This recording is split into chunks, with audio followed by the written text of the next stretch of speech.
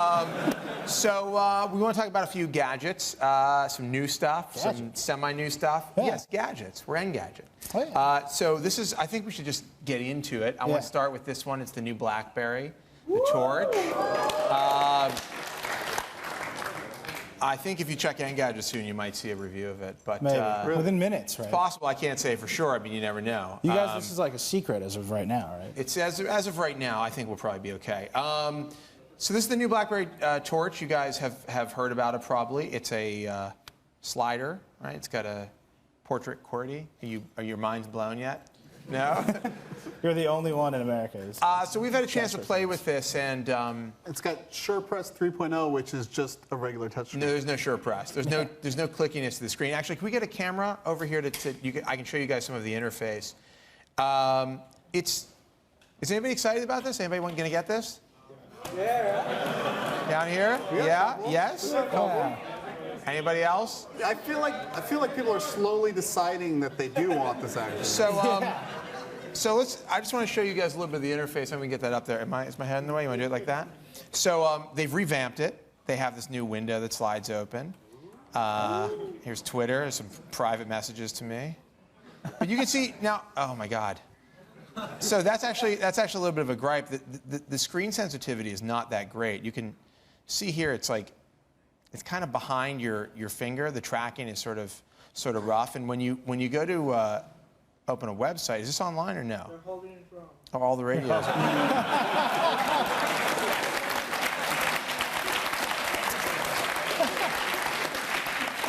I was holding it wrong. I was holding the lower left-hand corner. Actually, this doesn't seem to suffer from any death grip issues. Do you test this? I think it's funny that we have to test. That's all I did the whole time I used it. I was just holding it like this, come on, trying to see if something would happen. It's a little hard to type like that, isn't it? Yes, it is. But it's got a WebKit browser, which is a big change for RIM. But it's got a slow processor. I think this is the biggest problem with it's it, right? painfully slow. So when I was trying it out the other day at the launch event, they tried to load up Engadget, and the whole thing froze. And I was like, oh, I've definitely broken another cell phone.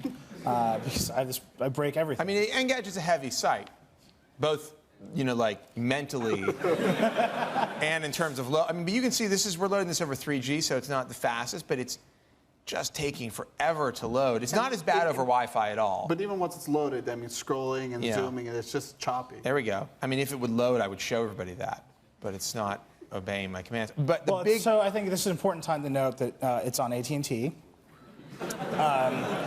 Which look, they've done a lot of work. Yeah, it's like insult. It's insult to injury. Really hard, Eli. I don't think they appreciate. We've been working our butts off. But you can see here, it's just choppy. Yeah. It's choppy, well, and I think it's amazing that RIM put out a cell phone, like their flagship cell phone, big event. We've got the CEO of AT&T, the co-CEO of RIM, the best smartphone ever, best BlackBerry ever made. It has a 624 megahertz processor and a QVGA screen, and here's a picture of my middle finger. It's like, wow. That's going to be in the review, I think. I mean, but you see, I can't believe how long it's taking to load. I mean, Engadget is not this heavy. I mean, well, not today. Mentally. And now, you were saying like the physical design. Yeah, I mean, my biggest gripe. You say it looks like an iPad. So yeah. Well, it looks like an iPack. Yeah, do you guys remember the HP iPack? Yeah.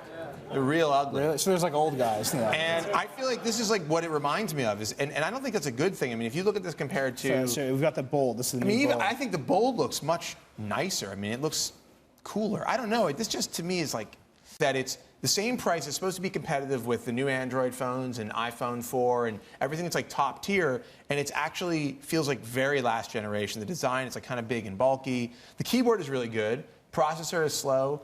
The screen resolution is actually very noticeable. The screen resolution is 480 by 360. Yeah, which is crazy. You look at it and you're like, wow, that's like looking at it's like looking at I don't even know what it's like looking at. Something horrible. You shouldn't be looking at. And I can't even think of anything that bad. Well, it's funny because other older like the Bold has a really great screen. It has like high pixel density. I mean, my Trio 650 had a 320 by 320 screen. This is just a little bit better, a tiny little bit better. And to put this in perspective, Josh was using that Trio 650 in 1991. That's right. No, I wasn't. As far as we know, the other BlackBerries that are going to get BlackBerry 6 are just getting like that small RAM. You guys seeing this rendering? How long it's taking to render that? That's crazy. The other BlackBerries are just getting bumped You still gonna buy one now? to 512. Yeah. You are? Are you just like a diehard BlackBerry user? No, he just wants to slow his life down. He's a man. I just gotta ease His it back. place. You're a man of leisure. Modern I trust. life moves pretty White fast. pants, hat, you know, I'm those not, things. I, mean, enjoy it. I don't think there are no redeeming qualities. I just feel like RIM needed to bring their A game, and they brought like their C game. They brought their like, what hey, I'm we saying- made a slide game. This is as good as it's going to get for a little while because, as far as we know, the upcoming BlackBerry 6 phones are going to be Still like loading. 512 megabytes of RAM. How That's can like it even possibly all they're still? adding. Does he even remember what it's doing? It's like I started loading a web page. No, Now I it's- don't. Now I don't remember. Well, ask it how Oh, it just got finished.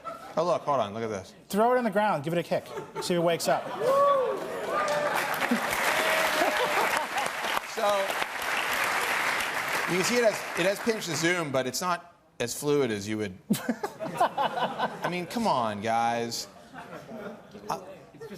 This was like give it away.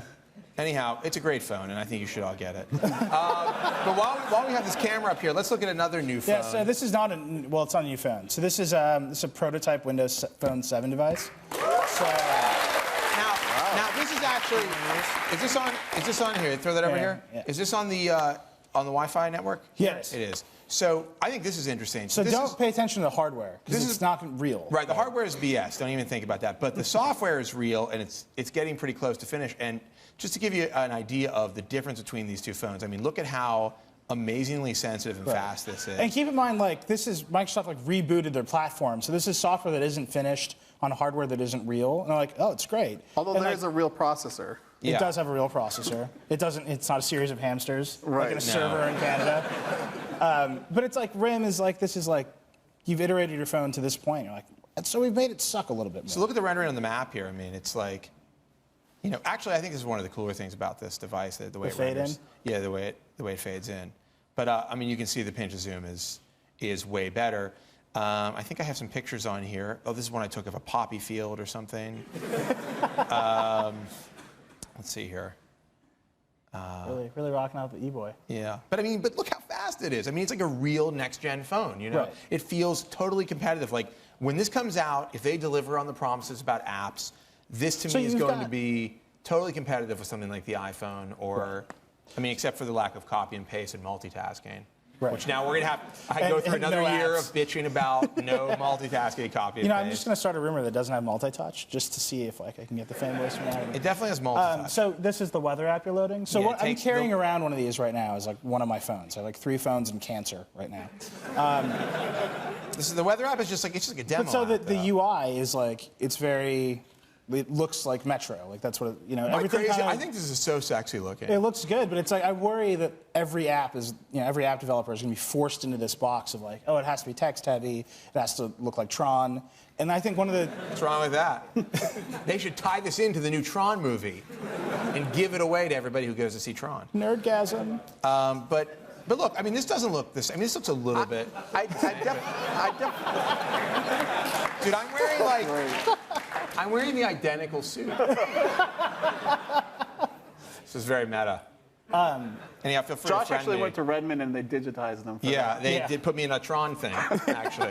Well, Bring I that would definitely around. prefer someone erring on the side of a Metro UI than the overly cutesy like wood and the graphical elements that like they're doing on the iPad apps and stuff like that when they get a little too Right. natural. And you the know? murderous robot droid app kind of look. Let's do a quick. Right.